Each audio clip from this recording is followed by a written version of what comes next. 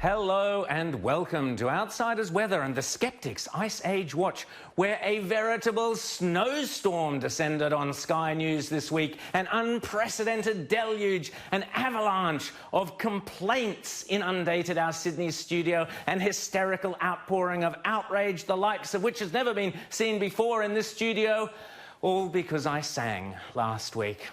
Well, massacred was the most common phrase used. Massacred, a song by Otis Redding last week. Across the nation, viewers groaned in horror after only the very first note, if indeed you could call it a note. Someone even lodged a formal complaint with Sky News demanding net zero musical emissions from Rowan Dean throughout all of 2020 and no more gratuitous Bob Dylan songs. As if they're gratuitous. This miserable missive was penned by someone who obviously didn't dare sign their real name and instead used the preposterous alias of Rita Panahi, a fake name if ever I've heard one. But back to Ice Age business. In regional Victoria, irate tweeters are busy complaining that it was the shortest summer anyone can remember. It didn't start until halfway into December. After November was like winter, and February is currently 2.6 degrees Celsius colder than the average. Well, you can't please everyone. Watch out, Albo. Further afield, a monster February snowfall has buried parts of Norway, and according to Electroverse, there hasn't been this much snowfall in Nordland and Finnmark since 2005. Indeed, global warming appears to have taken a gap year in North America, where a further 2 waves of uncharacteristic polar cold are sweeping across the continent, according to Electroverse, who point out that over the past week alone, the US set a total of 600 new all-time cold records. Niagara Falls has partially frozen over, with the region's wind chill sinking to minus 20 degrees Celsius. In Colorado, with 10 inches of snow in one night and over 7 feet over the month, it is officially the snowiest February on record, with more on the way. And in just 24 hours, a plethora of cold records were broken right across the continent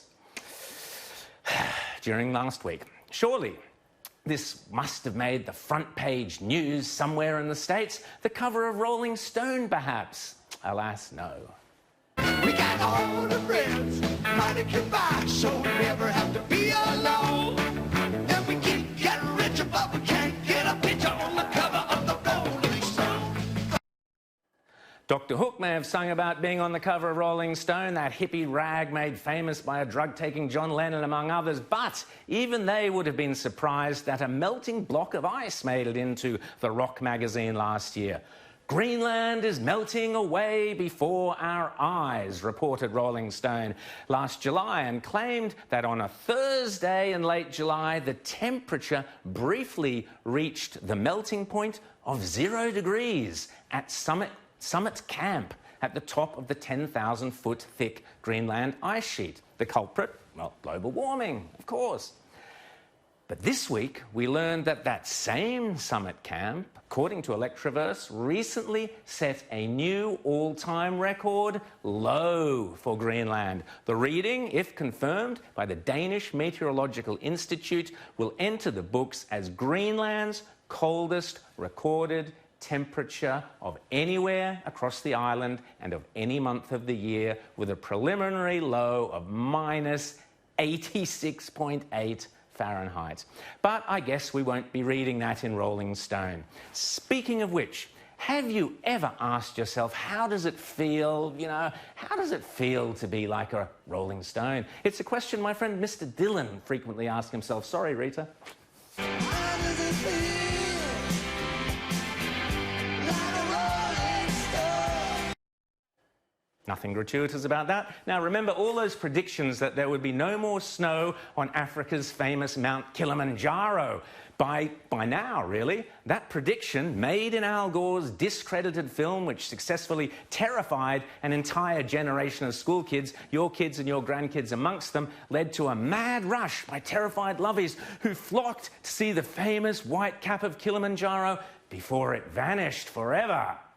Except, of course, the snows of Kilimanjaro, no doubt much to the delight of Ernest Hemingway's book publishers, are still there.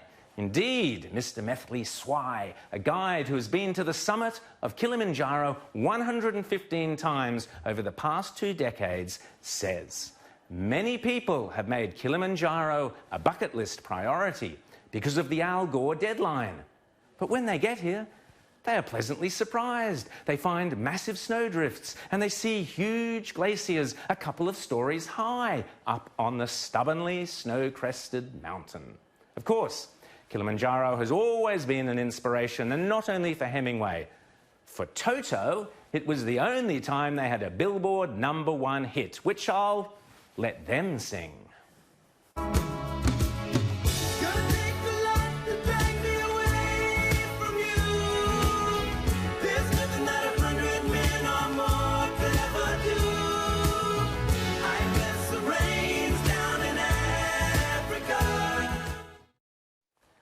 Finally, a decent song, says Rita Panahi.